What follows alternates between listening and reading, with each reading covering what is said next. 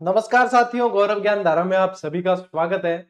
आज की इस क्लास में अपन स्पेशली शुरू करने जा रहे हैं लोक नाट्य। शुरू करने जा रहे हैं इसलिए कह रहा हूं क्योंकि दो क्लासें आएगी। आज की एक क्लास है और एक क्लास कल आएगी जो आप लोगों को लोक नाट्य पूरे मैं इसके अंदर करवा दूंगा।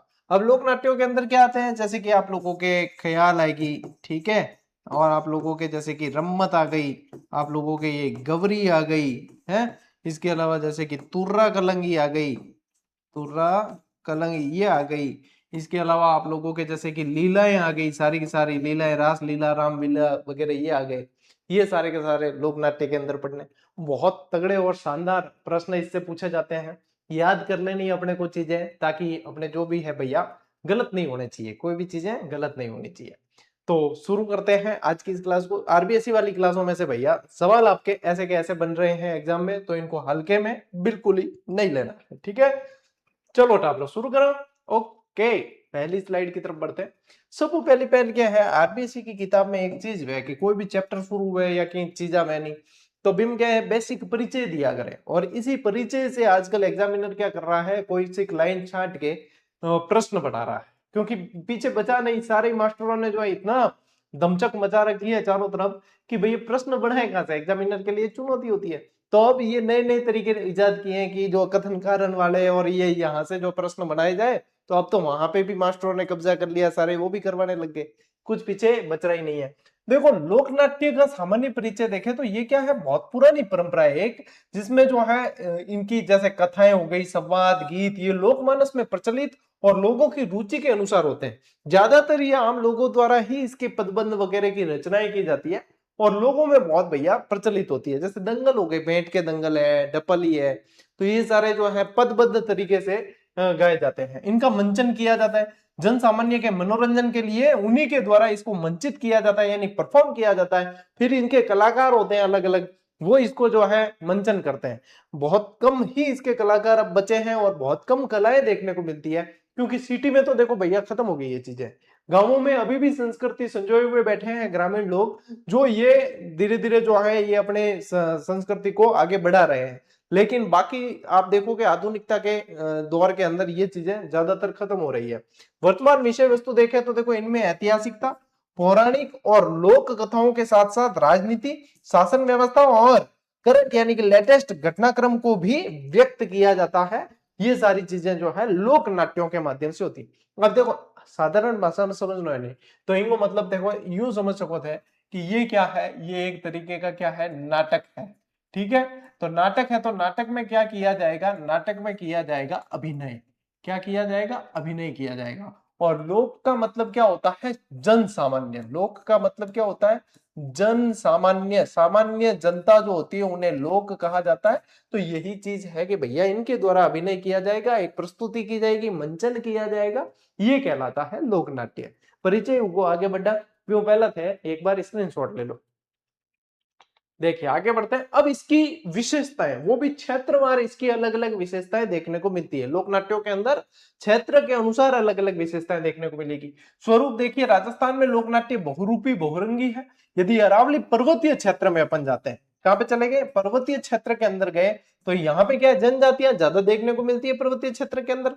तो क्या है, भील, मीणा, बंजारे, सहरिया, गरासियों द्वारा रंगमयी संस्कृति की झलक देखने को यहाँ पे मिलती है। यानी कि यहाँ आप लोगों को ज्यादातर जो है अरावली के अंदर क्या ध्यान रखेंगे, जनजातियों का ज्यादा जो है प्रभाव देखने को मिलेगा, जनजातियों का प्रभाव देखने को मिलेगा, ठीक है। आ जाओ प्राकृतिक परिवेश और आस्था के ऊपर।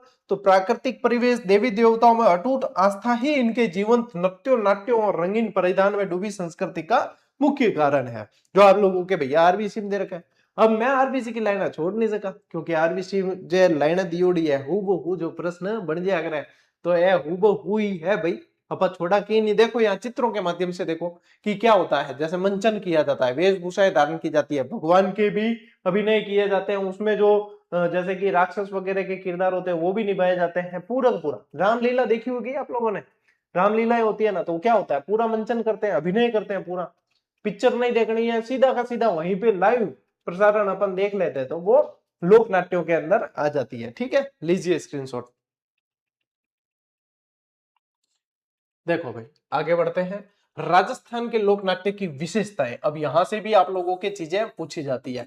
मरुस्थलीय क्षेत्र जो है, मरुस्थलीय क्षेत्र यानी कि पश्चिमी राजस्थान, वहां पे जाओगे तो आप लोगों को कालबेलिया, मिरासी, नट ये ज्यादा देखने को मिलेंगे, जो इस संस्कृति को आगे बढ़ा रहे हैं, कला के माध्यम से आगे बढ़ा रहे हैं। तो यहाँ कठिन परिश्रम करने वाले लोगों के मनोरंजन का कार्य नट, मिरासी, भाट, भांड नामक पेशेवर जातियों द्वारा किया जाता है, और इनके वार्तालाप मुख्य रूप से व्यंग्य विनोद प्रदान होते हैं। ये हो गई इसकी विशेषता। अब यहाँ पे जो है विशेषताओं के अंदर प्रश्न जो पूछते हैं वो व्यंग्यात्मक तरीके से जो है, ये यहाँ पे एग्जामिनर पूछेगा भाई कि व्यंग्यात्मक तरीका जो है इनकी शैली की विशेषता रही है, यानी हास्य और कटाक्ष से भरपूर होते हैं। ठीक है, हास्य और कटाक्ष। व्यंग्य, व्यंग्य में क्या होता है कि थान में यदि देसी भाषा में बताऊं तो व्यंग्य मतलब वह कि घने में बात कहनी। व्यंग्य मतलब क्या है, घने में बात कहनी, कि कोई बहुत ज्यादा बोल रहा है तो उसको क्या कहेगा, क्या कहा जाएगा कि भाई बहुत जल्दी अपने जो है बहुत संक्षिप्त में बताई भैया, तो उसको भी बताया कि संक्षिप्त में तो मैंने नहीं बताई है, लेकिन फिर भी ये इन्होंने इस तरीके से कहा है, इसका मतलब क्या है कि वो व्यंग्यात्मक तरीके से कही गई चीजें हैं। ठीक है, देखो अब इसके अलावा अलवर भरतपुर वाले क्षेत्र में चले जाओ। अलवर भरतपुर वाला क्षेत्र वो क्या कहलाएगा, मेवात कहलाएगा। वो क्या कहलाएगा, मेवात। यहाँ के लोक नाट्यों में राजस्थान, हरियाणा और उत्तर प्रदेश की लोक संस्कृतियों का मिला जुला रूप दिखाई देता है। यहाँ पे अब देखो भरतपुर और इस साइड जाओगे आप, भरतपुर अलवर साइड, तो यहाँ पे हरियाणा, और यहाँ पे आप चले जाओ डीग और धौलपुर की साइड चले जाओ तो यहाँ उत्तर प्रदेश की सीमा लगती हुई मिलेगी। तो इनका मिला जुला रूप जो है देखने को मिलता है। ठीक है, और धौलपुर और सवाई माधोपुर चले गए तो ब्रज का प्रभाव आ जाएगा, ब्रज भूमि का। ठीक है, जो भरतपुर पे भी थोड़ा पड़ता है, तो ब्रज भूमि का प्रभाव जो है वो यहाँ पे देखने को मिल जाएगा। ब्रज संस्कृति की छाप भी क्षेत्रों के अनुसार जो है अलग अलग प्रभाव देखने को मिलते हैं। स्क्रीनशॉट लो भाई, आगे बढ़ते हैं। अब आएंगे अपने एक एक लोक नाट्य। अब आनंद आएगा आपको, परिचय हो गया पूरा, परिचय हो गया पूरा। चलिए एक एक लोक नाट्य। अब आता है आपके ख्याल गायकी। इसको क्या बोलते हैं, ख्याल। अब ख्याल को सामान्य तौर पे साथ साथ में ख्याल गायकी बोला जाता है, क्योंकि इसमें गेयता होती है, गाने के पद होते हैं। ठीक है, यह 18वीं सदी की शुरुआत में राजस्थान के लोक नाट्यों में शामिल हुई थी। कब, कितनी पुरानी है देख लो, 18वीं सदी से चली आ रही है, अब 21वीं सदी चल रही है, तो 18वीं सदी में 18वीं सदी की शुरुआत में शामिल हुई थी। इनकी विषय वस्तु पौराणिक या वीराख्यान से संबंधित होती है। देखो एक तो या तो पौराणिक कथाएं होगी इसके अंदर, या वीराख्यान का मतलब क्या होता है, हीरोशिप, यानी कि इसमें क्या होता है, वीर गाथा। इसके अंदर क्या होती है, वीर गाथाएं होती है। ठीक है, इनसे संबंधित होती है, जिसमें ऐतिहासिक महत्व भी इसका होता है, ऐतिहासिक महत्व भी होता है। विविध रूप है इसके, बहुत सारे रूप है, वो अलग अलग अंचल में अलग अलग देखने को मिलते हैं, जैसे कि मारवाड़ की ख्याल हो गई, मेवाड़ की हो गई, हाड़ौती की हो गई, जयपुरी ख्याल हो गई, हेला ख्याल हो गई, है ना, ये सारी ख्यालें अलग अलग, शेखावाटी ख्याल हो गई, ये सब ख्यालें हैं, कुचामनी है, तो सारे क्षेत्र के अनुसार अलग अलग ख्याल है। भिन्नता देखने को मिलती है, भाषागत अंतर के साथ साथ शैलीगत भिन्नता भी इसके अंदर देखने को मिलती है। शैलीगत भिन्नता में जैसे कि संगीत की शैली होगी, गायन का ढंग हो गया अलग तरीके से, अभिनय की शैली होगी, संवाद की प्रस्तुति होगी, वेशभूषा और आभूषण हो गए, तो ये भिन्नताएं भी क्षेत्र के अनुसार देखने को इसमें मिलेगी। किसकी बात कर रहे हैं, ख्याल। मेरे मन में एक ख्याल आया, वो ख्याल नहीं है ये, क्योंकि वो ख्याल क्या है कि एक विचार आया, उसका मतलब क्या है, एक विचार आया, और ये ख्याल क्या है, ये ख्याल गायकी है। ये क्या है, ये ख्याल गायकी है। अब ख्यालें कितनी तरह की होती है, वो सारी चीजें अपने को पढ़नी है। साथ साथ में एक एक चीज जो है ध्यान से सुनते चले जाओ, आपके लिए तो अब तो आप तो सिर्फ पढ़ क्या रहे हो, आप तो ख्याल गायकी देख रहे हो पूरी की पूरी तरीके से, तो आपको तो चीजें जल्दी याद होगी। लीजिए स्क्रीनशॉट लो, आगे बढ़ा डावरा। थाने ख्याल गायकी बताऊं, बिंग बाद में तुर्रा कलंगी बताऊं, बिंग बाद में आज गवरी भी बताऊं थाने। बहुत बढ़िया क्लास है, और संस्कृति को सीखने के लिए बहुत जरूरी है। सब मूल बात यह है कि प्रश्न बनेंगे, उनको करने के लिए बहुत जरूरी है ना। चलिए अब मोस्ट इंपॉर्टेंट कर लेना कुचामनी ख्याल, और कुचामनी ख्याल में लिख कर ले लो आप लोगों को, एक ही ज्यादातर प्रश्न पूछते हैं इसके अंदर, वो है इसके प्रवर्तक लच्छी राम जी।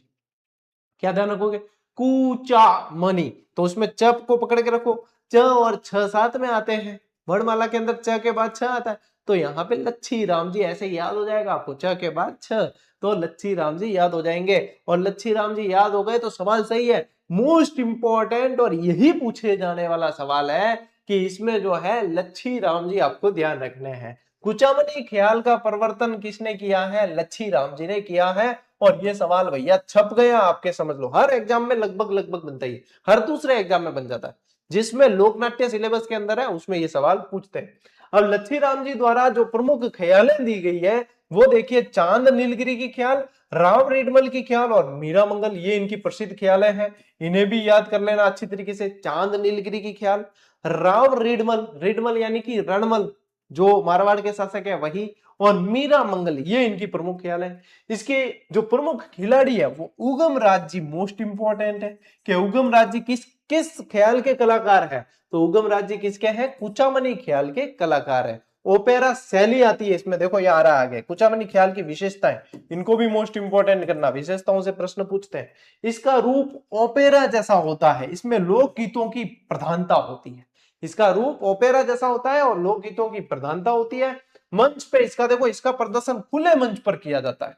इसका प्रदर्शन जैसे कि अंदर सिनेमा थिएटर वगैरह में नहीं होगी, खुला मंच होगा, उसके अंदर होगी भैया, चारों तरफ से देख सकते हैं। और पात्र, इसमें स्त्री चरित्रों का अभिनय भी पुरुष पात्रों द्वारा किया जाता है। और ऐसी ही चीजें आप लोगों को वहां पे फंसा देती है एग्जाम के अंदर।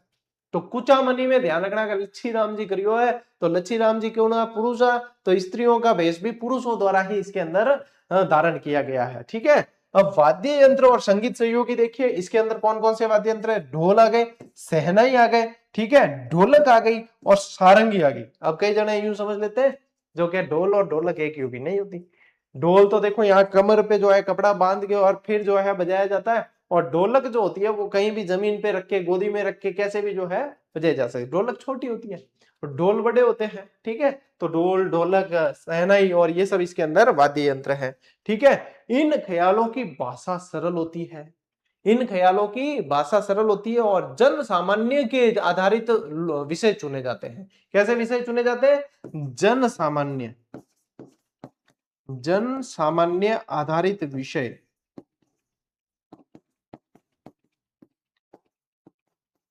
साथ साथ में आप लोगों को पता ही है कि भैया पौराणिक महत्व इसका बहुत ज्यादा है। पौराणिक और ऐतिहासिक जो है इनके अंदर प्रदर्शन किए जाते हैं। ठीक है। लीजिए स्क्रीनशॉट लीजिए कुचामनी ख्याल का।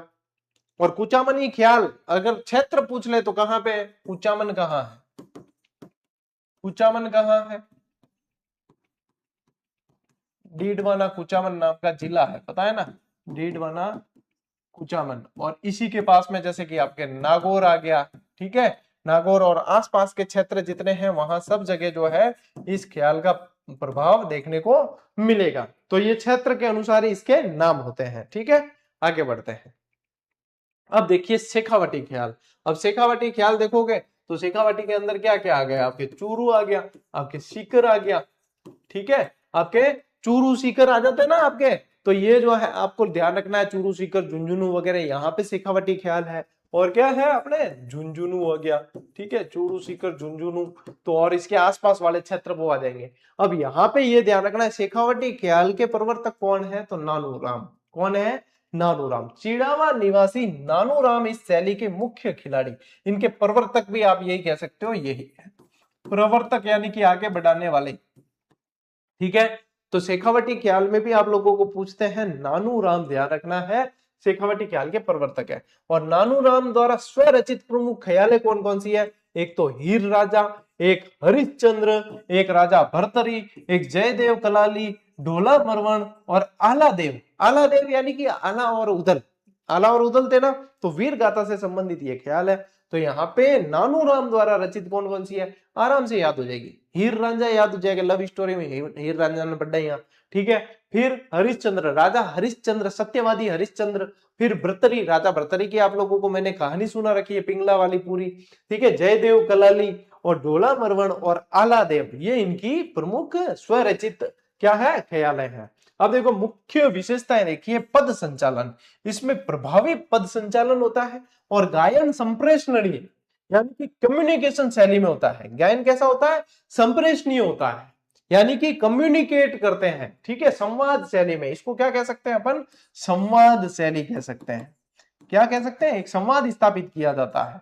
वाद्य यंत्र कौन कौन से होते हैं? वाद्य यंत्र हारमोनियम आ जाएगा, सारंगी, शहनाई, बांसुरी, नक्कारा, ढोलक। नक्कारा यानी नगाड़ा, नकारा यानी कि नगाड़ा और ढोलक, ये सारे वाद्य यंत्र इसके अंदर काम में लिए जाते हैं। ठीक है, अब देखिए दुलिया राणा का इस पे विशेष प्रभाव पड़ा है। किसका प्रभाव पड़ा है? दुलिया राणा का विशेष प्रभाव पड़ा है।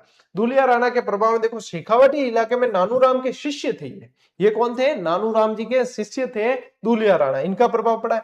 संवाद शैली, अभी मैंने बताया ना आपको, संवाद शैली, गीतमय संवाद उनके ख्यालों को साहित्यिक तथा रंगमंच के अनुकूल बनाते हैं। क्या करते हैं? साहित्यिक भी बनाते हैं, रंगमंच के अनुकूल बनाते हैं, एक दूसरे से संवाद की शैली में होता है। ठीक है, और वित्तीय व्यवस्था देखिए कि दुलिया राणा के परिवार के लोग जो है, इनके वंशज, वो ही इस पे जो है वित्तीय खर्च उठाते हैं पूरा का पूरा।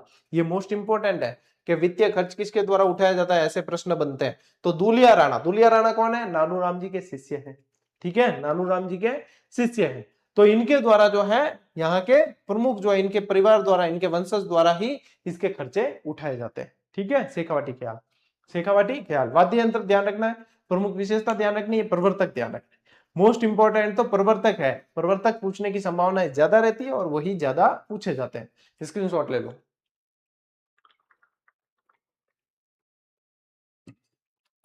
अब देखो जयपुरी ख्याल, अब जैसा नाम है वैसा ही पता चल जाता है कि जयपुर, आमेर, दौसा वगैरह इसके आसपास जो है ये ख्याल पूछी जाती है। ठीक है, पेन पढ़ी हो मतलब पूछ भी सके हो।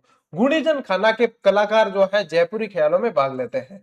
गुणीजन खाना आप लोगों को बता रखा है मैंने। ठीक है, गुणीजन खाना 36 कारखाने थे, उसमें से गुणीजन खाना भी था जयपुर के अंदर। और यहाँ पे देखो इसकी मुख्य विशेषता जो है, स्त्री पात्रों की भूमिका का निर्वहन स्त्रियां भी करती है, ये इसकी विशेषता है। कुचामनी ख्याल में क्या पढ़ा था कि पुरुष करते हैं, यहाँ पे स्त्रियों का अभिनय स्त्रियां भी करती है। प्रयोग धर्मिता देखिए, इस ख्याल में नए प्रयोगों की अत्यधिक संभावना है, बहुत सारे एक्सपेरिमेंट किए जाते हैं। इसमें समाचार पत्रों, कविता, संगीत, नृत्य, गान, अभिनय का सुंदर समावेश है। और इसके कुछ लोकप्रिय ख्याल देखें आप तो, जोगी जोगण, कान गुजरी, मियां बीबी, पठान, रशीली तंबोलन, ये क्या लिखा हुआ है? ये तंबोलन लिखा है, रशीली तंबोलन।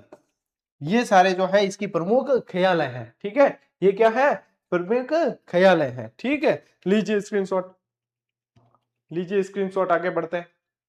इनमें तो थोड़ी थोड़ी जानकारी पूछी जाती है, जयपुरी ख्याल से वैसे कम पूछते प्रश्न। हाँ, हेला ख्याल से बहुत ज्यादा पूछा जाता है, मोस्ट इंपोर्टेंट है। अब मन बताओ थे कि हेलो देनो के है कि एक किसान जो है वो खेत में गया है, और एक खेत होते हैं बहुत लंबे चौड़े, और यहां से और बहुत दूर जो एक आदमी उसको आवाज देनी है, तो सीधा ऐसा नहीं कहेंगे कि प्रकाश, ए प्रकाश, तो नहीं सुने देगी, लेकिन एक लंबी टेर के साथ आवाज दी जाती है। कैसे दी जाती है? रे पकिया। अब ये पकिया मैंने इसलिए कहा है क्योंकि मारवाड़ में देखो नाम बिगाड़ने की एक पुरानी आदत है, हर कोई नहीं बिगाड़े, जिनको ज्यादा करीबी है वही बिगाड़ जा करे। तो यूं लंबी टेर देवे नहीं, बिन के हेलो देनो, और यही हेला ख्याल के अंदर लंबी टेर देना ये मुख्य इसकी विशेषता रही है। ये लालसोट दौसा यहाँ की प्रसिद्ध है। कहाँ की है? लालसोट दौसा की प्रसिद्ध है। हेला ख्याल में क्षेत्र पूछा जाता है, तो क्या ध्यान रखोगे? ये दौसा, लालसोट, सवाई माधोपुर क्षेत्र की प्रसिद्ध है। और इस ख्याल के प्रमुख प्रेरक कौन है? शायर हेला। ठीक है, इनका नाम ही था शायर हेला। और शुरुआत देखिए कि बम यानी कि बड़े नगाड़े के प्रयोग के साथ इस ख्याल का प्रारंभ होता है, और साथ में नौबत भी बजाया जाता है। तो यानी कि वाद्य यंत्र क्या हो गए? बम और नौबत, बम और नौबत। और मुख्य विशेषता है कि इसकी प्रमुख विशेषता है हेला देना। क्या है? हेला देना, लंबी टेर देना, लंबी टेर में आवाज देना। क्या क्या ध्यान रखोगे? लालसोट दौसा, सवाई माधोपुर वाला क्षेत्र पास में आ ही जाता है। ठीक है, शायर हेला प्रवर्तक रहे हैं, बम और नौबत ये इसके वाद्य यंत्र है, और लंबी टेर देना, बस 4 चीजें आ गई, हो गया यार।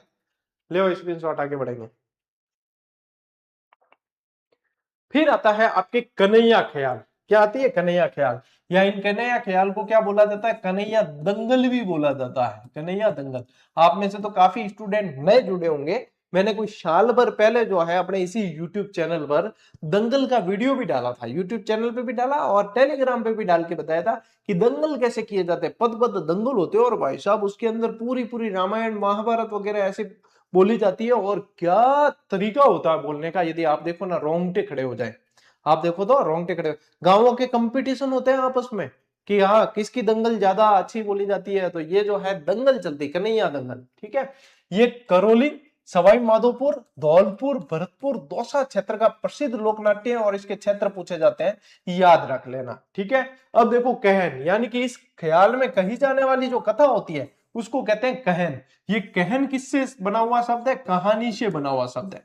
कहानी से बना हुआ शब्द है कहन, यानी कि इसमें जो कथा कही जाती है उसको कहन कहा जाता है। और इस ख्याल के प्रमुख पात्र जो बीच में खड़ा रहता है उसको बोलते हैं मीडिया, यानी कि चारों तरफ देखो गोल घेरे में जो है खड़े रहते हैं वैसे, और चारों तरफ गोल घेरा बनता है, बीच में जो होता है वो मीडिया होता है। और मीडिया के भाई साहब हाव भाव वगैरह आप देखो और सर्च करके देखना, यूट्यूब पे बहुत सारे वीडियो मिल जाएंगे आपको, कन्हैया दंगल ऐसे करके सर्च करके देखना, क्या आनंद आएगा आपको। समझ में थोड़ी सी जैसे कम आएगी क्योंकि रेगुलर वो इतनी लय के साथ में बोलते हैं, लेकिन रेगुलर अपने को उनकी शब्दावली पता नहीं होती है, लेकिन फिर भी आपको समझ आ जाएगी। क्या आप देखना एक बार, कन्हैया दंगल बहुत बढ़िया देखने में लगती है। स्क्रीनशॉट लो, आगे बढ़ते हैं। फिर आती है तुर्रा कलंगी, और तुर्रा कलंगी पूरी की पूरी मोस्ट इंपॉर्टेंट कर देना। देखो मेवाड़ के शाह अली और तुकनगिर, मेवाड़ के शाह अली और तुकनगिर नामक संत यानी संत पीरों ने, अब यहाँ पे ये बताऊं मैं आप लोगों को, ये थे वैसे चंदेरी के, ये कहाँ के थे? चंदेरी एमपी के थे ये। ठीक है, मेवाड़ में आकर बाद में बसे थे, मेवाड़ में आकर ये बाद में बसे थे। इन्होंने जो है 400 वर्ष पूर्व तुर्रा और कलंगी की रचना की, 400 वर्ष पूर्व तुर्रा और कलंगी की रचना की। अब इनकी जो है पदबंध और इनकी तरीकों से, इनकी गायन शैली से, इनसे चंदेरी के राजा बहुत प्रसिद्ध हुए, तो उन्होंने अपने मुकुट में लगे तुर्रा और कलंगी एक एक संत को दे दिया, तो वहां पे जो है वहीं से ये तुर्रा कलंगी नाम पड़ गया। अब वर्तमान अब यदि देखें तो तुर्रा कलंगी को शिव पार्वती का प्रतीक माना जाता है। किसका प्रतीक? तुर्रा कलंगी, तुर्रा को शिव जी का, कलंगी को पार्वती जी का, तो तुर्रा कलंगी को शिव पार्वती का प्रतीक माना जाता है। ये बहुत पूछते हैं, मोस्ट इंपॉर्टेंट है, ये पूछा जाता है। तुर्रा को शिव का और कलंगी को पार्वती का प्रतीक माना जाता है। पक्षकार देखिए, तुकनगिर तुर्रा के और शाह अली कलंगी के पक्षकार है। और जो तुकनगिर है, ठीक है, तुकनगिर, ये आप लोगों को ध्यान रखना है, भगवा वस्त्र धारण करते हैं, भगवा वस्त्र। और ये कलंगी जो है ये हरा वस्त्र, हरा वस्त्र, तो इसे सांप्रदायिक सद्भाव के लिए भी जाना जाता है। ठीक है, अब देखो इसके दंगल, इनके शिव शक्ति संबंधी विचारों को लोगों तक पहुंचाने के मुख्य माध्यम काव्यात्मक रचनाएं थी, जिन्हें दंगल के नाम से जाना जाता था, जिन्हें दंगल के नाम से जाना जाता था। ये तुर्रा कलंगी के अंदर है। अब इसके जो बोल है, संवादों को क्या कहा जाता है? इनमें बोल, कि इनके अंदर जो आपस में बातचीत होती, जो संवाद स्थापित होता, उसको क्या कहते हैं? बोल कहते हैं। और ये काव्यात्मक होते थे। ये कैसे होते थे? काव्यात्मक होते थे। अब बोल के उदाहरण देखिए कि हे शिव शंकर दयालु त्रिपुरारी महादेव शक्ति रूपा जगदम्बे पार्वती भवानी। अब मेरे को तो इसका जो है लय पता नहीं है, इसलिए मैंने तो सिर्फ इसको वाचन किया, पढ़ा है, लेकिन जिनको इसकी लय पता है वो इस तरीके से बोलते हैं कि वास्तव में आनंद आ जाता है। अपने को क्या ध्यान रखना है कि इनका जो संवाद होता है तुर्रा कलंगी में, वो बोल के नाम से जाना जाता है। तुकनगिर और शाह अली दो संत ध्यान रखने हैं अपने को। ठीक है, चंदेरी एमपी के रहने वाले थे, फिर बाद में मेवाड़ आकर बस गए, और मेवाड़ से जो है ये शुरू हो गई तुर्रा कलंगी ख्याल। आगे और है, मैं बताता हूं अभी। ठीक है, लीजिए स्क्रीनशॉट देखिए। अब प्रथम ख्याल जो है तुर्रा कलंगी के सर्वप्रथम खेले गए ख्याल का नाम क्या था? तुर्रा कलंगी का ख्याल। पहले ख्याल का नाम क्या रखा? तुर्रा कलंगी का। इसकी प्रकृति गैर व्यावसायिक रहती है, नॉन कमर्शियल है, पैसा कमाना उद्देश्य इसका नहीं है। ठीक है, तो गैर व्यावसायिक ऐसी चीजें पूछी जाती है, इनको हल्के में मत लेना। रंगमंच और सजावट देखिए, इसमें 20 फीट ऊंचा रंगमंच बनाकर उसकी राजस्थानी शैली में भरपूर सजावट की जाती है। 20 फीट ऊंचा रंगमंच बनाया जाता है, बताइए कितना जबरदस्त लगता होगा। मैंने खुद ने ये ख्यालें देखी नहीं है, लेकिन ये ख्याल देखने की इच्छा होती है जब अपन पढ़ते हैं ना ये चीज, कि कितना जबरदस्त आनंद आता होगा। दर्शक की भूमिका देखिए, लोकनाट्य में दर्शक के भाग लेने की सर्वाधिक संभावनाएं होती है, इसमें सबसे ज्यादा दर्शक जो है भाग लेते हैं। मुख्य वाद्य यंत्र चंग बजाया जाता है, ये हो गया मोस्ट इंपोर्टेंट कि चंग इसमें बजाई जाती है, तो मुख्य वाद्य यंत्र क्या है? इसकी चंग है। ठीक है, अब देखो मुख्य केंद्र और कलाकार मोस्ट इंपोर्टेंट कर देना, पूरी की पूरी तुर्रा कलंगी ख्याल मोस्ट इंपोर्टेंट है, मोस्ट इंपोर्टेंट है। मुख्य केंद्र कौन से? घोसुंडा, चित्तौड़, निम्बाहेड़ा, नीमच, मध्य प्रदेश का नीमच। ठीक है, ये ध्यान रखना है। और प्रमुख जो इसके कलाकार हैं वो सोनी जयदयाल, चेतराम, हमीद बेग, ताराचंद आदि है। ठीक है, तो ये इसके प्रमुख कलाकार हैं जो तुर्रा कलंगी ख्याल को मंचित करते हैं। ठीक है, जिन्होंने आगे बढ़ाया, श्रेष्ठ कलाकार रहे हैं ये। ठीक है, लीजिए स्क्रीनशॉट, आगे बढ़े। ओके, अब आता है भाई साहब लोक नाट्यों का मेरु नाट्य गौरी। इसे क्या कहा जाता है? इसे कहा जाता है लोक नाट्यों का मेरु नाट्य। ठीक है, इसे क्या कहा जाता है? लोक नाट्यों का मेरु नाट्य कहा जाता है। ये सबसे प्रसिद्ध लोक नाट्य है, सबसे प्रसिद्ध लोक नाट्य है। अब देखो जनजाति क्षेत्र के अंदर ये ज्यादा होता है। देखो ये वादन, संवाद, प्रस्तुतिकरण और लोक संस्कृति के प्रतीकों में मेवाड़ के भीलों का अनूठा लोक नाट्य है। अब भीलों के नृत्यों के अंदर अपन ने गौरी पढ़ा था, याद है ना? गौरी के दो राई, रायण भी बोला जाता है। ठीक है, इसके बहुत सारे नाम है। इसमें क्या होता है? इसमें पौराणिक कथाओं, लोक गाथाओं और लोक जीवन की विभिन्न झांकियों पर आधारित नृत्य नाटिकाएं होती है। और मोस्ट इंपॉर्टेंट, शिव भस्मासुर की कथा क्या होती है? गौरी एक धार्मिक लोक नाट्य जिसमें शिव भस्मासुर की कथा पे आधारित होती है पूरी की पूरी। क्या होती है? शिव भस्मासुर की कथा पे। लोक नाट्य ये जो गौरी है, इसके जो कलाकार होते हैं ये बहुत ज्यादा जो है चीजों का पालन करते हैं। पूरे जो है ये 40 दिन तक किया जाता है। इसके अंदर क्या ध्यान रखोगे? ये 40 दिन तक चलता है, 40 दिन तक चलता है। और 40 दिन तक ये जो इसके कलाकार होते हैं चप्पल भी नहीं पहनते हैं पैरों के अंदर, और ये जो है हरी सब्जियां नहीं खाते हैं, और विभिन्न तरीके जो नियमों का पालन करते हैं। ये गौरी के अंदर बहुत सारे प्रश्न बनते हैं। एक बार आप स्क्रीनशॉट लीजिए, फिर मैं बताता हूं सारे के सारे आपको। देखो अब समय, नियम और परंपराएं देखिए इनकी। रक्षाबंधन के दूसरे दिन भादवा कृष्ण प्रतिपदा को खेड़ा देवी से भोपा गौरी की मंचन की आज्ञा लेता है, और इसके बाद पात्रों के वस्त्र बनते हैं। पात्रों के वस्त्र भी उससे पहले नहीं बनते हैं। हर बार की परंपरा है कि ये जो है आप लोगों को ध्यान रखना है, भाद्रवे की कृष्ण प्रतिपदा, ठीक है, भादवा कृष्ण यानी भाद्रपद कृष्ण प्रतिपदा को खेड़ा देवी से भोपा जो है गौरी की मंचन की आज्ञा लेता है। अब ये देवी भी पूछते हैं कि कौन सी देवी? तो खेड़ा देवी से आज्ञा लेकर फिर बाद में जो है वस्त्र बनते हैं। फिर देखो क्या होता है, पात्र मंदिरों में धोख देकर 9 लाख देवी देवता, 64 योगिनी और 52 भैरू का स्मरण करते हैं। किसका करते हैं? 9 लाख देवी देवता, 64 योगिनी और 52 भैरू का स्मरण करते हैं। फिर देखिए ये 1.25 महीने तक चलती है। ये 1.25 महीने यानी कि 40 दिन तक इसका मंचन किया जाता है। ये पूछा हुआ है प्रश्न, ये लगभग लगभग इसमें से बहुत सारे प्रश्न पूछे हुए हैं। 40 दिन तक ये खेली जाती है। ठीक है, फिर देखिए इसके नियम बहुत कड़े हैं। इस 1.25 महीने की अवधि में शराब, मांस और हरी सब्जी का पूरी तरीके से परहेज किया जाता है। ये तो ध्यान रखें। साथ ही ये भी ध्यान रखना कि ये जो है इस दरमियान नंगे पैर रहते हैं। ये इसके कलाकार जो है नंगे पैर रहते हैं। ठीक है, चप्पल वगैरह कुछ नहीं पहनते इस दरमियान। ठीक, और खर्चा देखिए कि जिस गांव से गौरी का आरंभ होता है वही गांव इसका पूरा खर्च उठाता है। जिस गांव से गौरी का आरंभ हुआ वही गांव पूरा का पूरा खर्च उठाएगा, और अलग अलग जगह पे इसको जो है मंचित किया जाता है, अलग अलग जगह पे। ठीक है, लीजिए स्क्रीनशॉट, आगे बढ़ा बजाय। फिर देखिए अब इसके अंदर जो पात्र है इनसे संबंधित और प्रश्न जो पूछे जाते हैं, इसमें सबसे मुख्य पात्र जो होता है, जो सेंटर में रहता है, उसको बोलते हैं बूढ़िया। उसको क्या बोलते हैं? बूढ़िया बोलते हैं। यह गौरी का मुख्य पात्र होता है जो सेंटर में रहता है। ठीक है, बीच में मुख्य पात्र है। फिर इसमें राइया, स्त्री रूप में पार्वती और विष्णु की प्रतीक होती है, ये इनको बोलते हैं राइया। एक होता है इसके अंदर जामटिया, जो लोक भाषा में कविता का पाठ करता है, यानी कि जो कविता का मतलब कविता बोलकर सुनाएगा उसको बोलते हैं जामटिया। और एक होता है कुटकुटिया। एक क्या होता है? कुटकुटिया। कुटकुटिया कर देना, कुटकड़िया भी बोलते हैं, कुटकुटिया भी लिख देना ऐसे साथ में ऑब्लिक करके, कुटकुटिया भी बोलते हैं। ठीक है, ये क्या होता है? जामटिया द्वारा पढ़े गए कविता को दोहराता है, साथ साथ में मजाक भी करता है, साथ साथ में मजाक भी करता है। ठीक है, कुटकुटिया। और संवाद क्या होता है? बूढ़िया और कुटकुटिया के आपस में जो है पूरक बनते हैं। बूढ़िया और कुटकुटिया के संवाद आपस में पूरक बनते हैं एक दूसरे के। और खेला या खेलिया, खेला या खेलिए या खेलिए, ठीक है, या तो खेला लिख लेना या खेल लिया या खेलिए।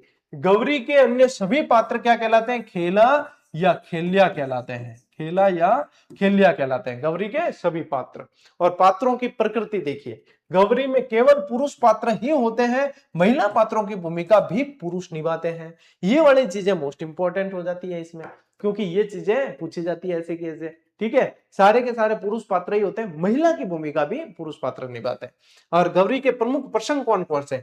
गणपति है, भमरिया है, भियावड़ है, मीणा, कान कुजरी, जोगी, खाडलिया, भूत, लाखा बंजारा, नटड़ी और माता और शेर के खेल, ये सारे इसके प्रमुख प्रसंग है। यानी कि छोटी छोटी लघु कथाएं होती है। ये क्या होती है? छोटी छोटी लघु कथाएं होती है, लघु कहानियां होती है। तो ये गौरी के अंदर आप लोगों को ध्यान रखना है। स्क्रीनशॉट लो टावर, ये सारी की सारी चीजें गौरी में ध्यान रखनी है। और इसी के साथ अपनी ये क्लास भी अब ये पूरी हो गई। लोक नाट्य की देखो 2 क्लास आएगी, कल आएगी एक और, उसके अंदर अपन रम्मत पढ़ेंगे। ठीक है, पाठ रम्मत क्या होती है ना, और तेज कवि की जो स्वतंत्र भावनी वगैरह ये सारी हो गई। पाठ संस्कृति क्या होती है ये हो गई। तो रम्मतें भी बहुत तरीके की होती है। इसके अलावा जो और लोक नाट्य अपने बचे हुए हैं, जैसे कि तमाशा हो गए, अपने लीलाएं होगी, रामलीला, रासलीला, ये सारे अपन कल पढ़ेंगे। यानी कि कल अपने लोक नाट्य पूरा हो जाएगा। और इसी के साथ में कक्षा 10 का आपके 8वां अध्याय भी पूरा हो जाएगा। और ये पूरा होते ही कक्षा 10 का 9वां अध्याय शुरू करेंगे, जो है आप लोगों के राजस्थानी भाषा और साहित्य से संबंधित, राजस्थानी भाषा, साहित्य और बोलियां। और उसके बाद में फिर व्यक्तित्व वाला, एक पर्यटन वाला और है, एक व्यक्तित्व वाला टॉपिक है, एक पर्यटन वाला है। यानी कि अभी थोड़े दिन और इसकी क्लास चलेगी। कक्षा 10 की किताब पूरी होती है, आप समझ लो कि आधा जीके आप लोगों का कवर हो गया है। फिर कक्षा 9 की किताब में थोड़ा समय लगेगा, 6, 7, 8 में ज्यादा समय लगने वाला नहीं है। सबसे व्यवस्थित आरबीएससी की जो क्लासें चली है वो यही सीजीडी के माध्यम से चली है। आज देख लो ये कौन सी क्लास है? 47वीं क्लास है। कक्षा 10 को पढ़ाया मैंने, 47वीं क्लास है। और अभी तो कक्षा 10 पूरी होते होते लगभग हो जाएगी अपने कम से कम 55 या 60 क्लास है, 55 या 60 क्लास है। किसी ने इतनी तरीके से, इस तरीके से नहीं पढ़ाया। क्यों? क्योंकि मेहनत लगती है चीजों में, स्लाइडें बनाने में मेहनत लगती है, इनको समझाने में वापस एफर्ट लगता है, सारी चीजें। इसीलिए कह रहा हूं मैं, ये कोई मेरी बड़ाई नहीं कर रहा हूं मैं, इसीलिए कह रहा हूं कि आपको नियमित रहना चाहिए। क्योंकि जो नियमित है ना, उनसे पूछ कर देखना इस दरमियान जितने एग्जाम हुए हैं, जो चीजें मैंने पढ़ा दी यहां से, उसमें से सवाल बाहर नहीं गए हैं। हूबहू आप लोगों को सवाल देखने को मिले हैं। तो मेरा प्रयास क्या रहता है? मेरा प्रयास यही है कि आप लोग पढ़ें और आप लोगों के सवाल एग्जाम में सही हो जाए और आप लोग नौकरी लग जाए, आप लोगों के सपने पूरे हो जाए। यही है उद्देश्य। और इसीलिए मैं निरंतर पढ़ा भी रहा हूं, इसीलिए निःशुल्क बता रहा हूं आप लोगों को। तो नियमित रहना आप लोगों की जिम्मेदारी है। ठीक है, तो आज की इस क्लास में साथियों इतना ही। हम मिलते हैं अपन अगली क्लास में, अगले सेशन में। तब तक के लिए राम राम, जय हिंद।